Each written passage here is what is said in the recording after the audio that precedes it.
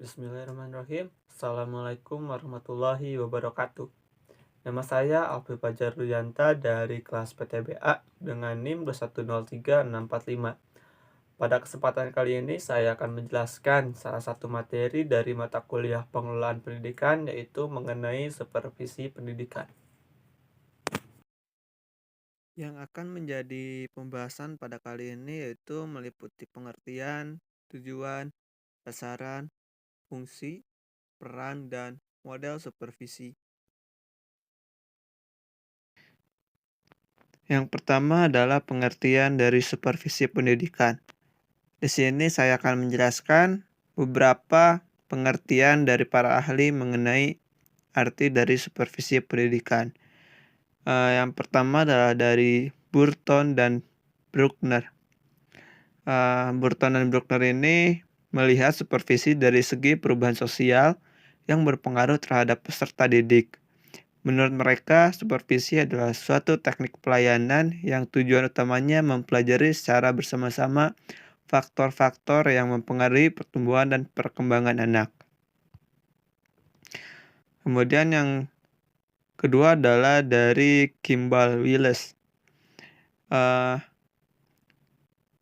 Mereka menjelaskan bahwa supervisi adalah bantuan yang diberikan untuk memperbaiki situasi belajar mengajar yang lebih baik. Yang menjadi perhatian utama supervisi di sekolah-sekolah adalah masalah mutu pengajaran dan upaya-upaya perbaikannya. Sejalan dengan itu, Sergiovanni dan Starat juga menyatakan bahwa supervision is a process designed to help teachers and supervisors learn more about their practice, to be better able to use their knowledge and skills to better serve parents and school, and to make the school a more effective learning community.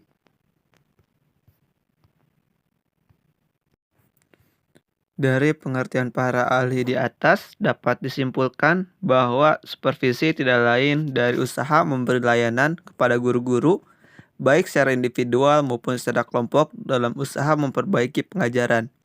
Kata kunci dari supervisi pada akhirnya ialah memberikan layanan dan bantuan. Supervisi pendidikan merupakan fungsi yang ditujukan pada penjaminan mutu mengajar belajar yang dilakukan oleh guru. Fokus supervisi pendidikan adalah mengkaji, menilai, memperbaiki, meningkatkan, dan mengembangkan mutu kegiatan belajar mengajar yang dilakukan bersama-sama dengan guru melalui pendidikan bimbingan dan konsultasi dalam nuansa dialog profesional. Tujuan dari supervisi pendidikan secara umum adalah meningkatkan kualitas kinerja guru dan sekolah, meningkatkan pemahaman guru terhadap tujuan pendidikan dan fungsi pendidikan, memudahkan kepala sekolah dalam mengontrol kegiatan guru selama pembelajaran, mengembangkan jiwa kepemimpinan kepala sekolah melalui program pengembangan dan sekolah.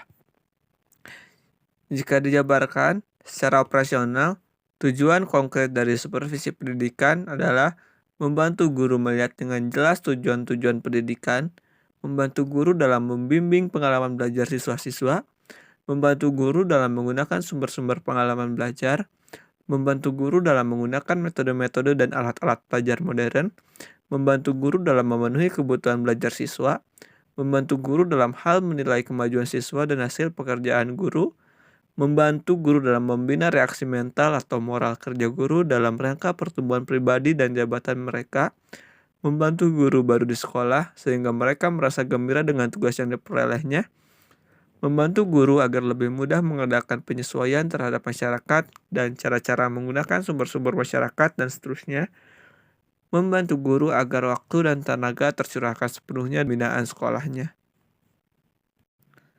Kemudian ada sasaran dari supervisi pendidikan, yaitu pengembangan kurikulum. Guru yang profesional harus memiliki kemampuan untuk merancangkan berbagai model pembelajaran. Dalam pengertian ini, guru tidak hanya merumuskan tujuan umum dan tujuan khusus pembelajaran, tapi guru juga harus mampu merumuskan berbagai pengalaman belajar dan berbagai kegiatan belajar dalam rangka mencapai tujuan pembelajaran. Yang kedua adalah peningkatan proses pembelajaran. Guru bertugas merumuskan tujuan-tujuan yang hendak dicapai pada saat mengajar dan merancang sejumlah pengalaman belajar yang diperoleh siswa sebagai hasil dari belajar atau learning experience. Yang ketiga adalah pengembangan profesi guru. Guru-guru itu perlu bertumbuh dalam jabatannya, maka setiap guru harus berusaha untuk mengembangkan profesinya. Pengembangan profesi dapat dipandang usaha yang datang dari guru itu sendiri maupun dorongan pihak luar untuk meningkatkan kualitas mengajarnya, sehingga mendorong guru-guru agar mau terus belajar. Yang selanjutnya adalah fungsi dari supervisi pendidikan. Berdasar dari Ahmed Tembun pada tahun 1995, mengemukakan bahwa supervisi pendidikan memiliki 4 fungsi utama, yaitu yang pertama, fungsi penelitian. Untuk memperoleh gambaran yang jelas dan objektif tentang situasi pendidikan, khususnya sasaran-sasaran supervisi pendidikan, maka perlu diadakan penelitian terhadap situasi dan kondisi tersebut dengan prosedur, perumusan pokok masalah sebagai fokus penelitian, pengumpulan data yang bersangkut paut dengan masalah tersebut, pengolahan data, penarikan kesimpulan yang diperlukan untuk perbaikan dan peningkatan. Yang kedua adalah fungsi penilaian. Hasil penelitian selanjutnya dievaluasi. Apakah menggembirakan atau memprihatinkan? Mengalami kemajuan atau kemunduran atau kemandegan? Hanya patut diingat bahwa dalam etika pendidikan, penilaian itu harus menekankan terlebih dahulu pada aspek-aspek positif, kebaikan dan kemajuan-kemajuan. Kemudian baru pada aspek-aspek negatif, yaitu kekurangan-kekurangan atau kelemahan-kelemahan. Yang ketiga adalah fungsi perbaikan. Berdasarkan hasil penilaian tersebut, langkah-langkah yang dapat diambil adalah mengidentifikasi aspek-aspek negatif, yaitu kekurangan, kelemahan, atau kemandegan, mengklasifikasi aspek-aspek negatif itu mana yang serius dan mana yang sederhana, dan melakukan perbaikan-perbaikan menurut prioritas. Yang keempat adalah fungsi peningkatan. Upaya perbaikan merupakan proses yang berkesinambungan, yang dilakukan terus-menerus. Supervisi pendidikan menjunjung praktek continuous quality improvement. Dalam proses ini, diusahakan agar kondisi yang telah memuaskan itu supaya dipertahankan bahkan lebih ditingkatkan lagi. Yang selanjutnya adalah peran dari supervisi pendidikan. Peran dari supervisi pendidikan adalah mengawasi kegiatan jalannya pendidikan dan memperbaiki kekurangan dan kesalahan dalam proses pendidikan untuk meningkatkan mutu pendidikan. Peran supervisi pendidikan ini yaitu memastikan bahwa sistem pendidikan berjalan dengan baik, guru berkualitas, dan siswa mendapatkan pendidikan yang bermutu dengan melakukan pengawasan, bimbingan, dan evaluasi secara teratur. Supervisi pendidikan membantu meningkatkan efektivitas dan kesuksesan lembaga pendidikan. Yang terakhir adalah mengenai model dari supervisi pendidikan. Yang pertama adalah manajemen saintifik. Pendekatan supervisi ini didasarkan pada prinsip-prinsip dan metode-metode ilmiah.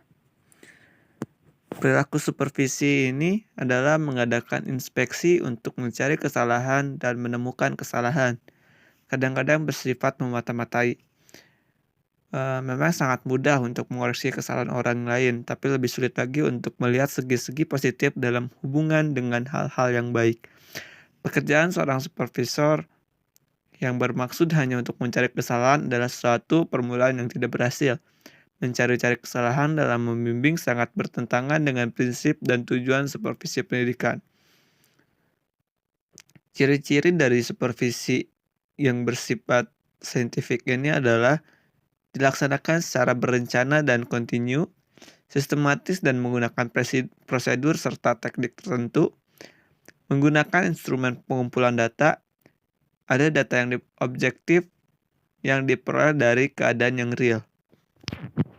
Kemudian yang kedua adalah model supervisi artistik. Model supervisi ini menekankan pada sensitivitas perseptivitas, dan pengetahuan supervisor sebagai cara untuk mengekspresikan segala aspek yang terjadi di kelas.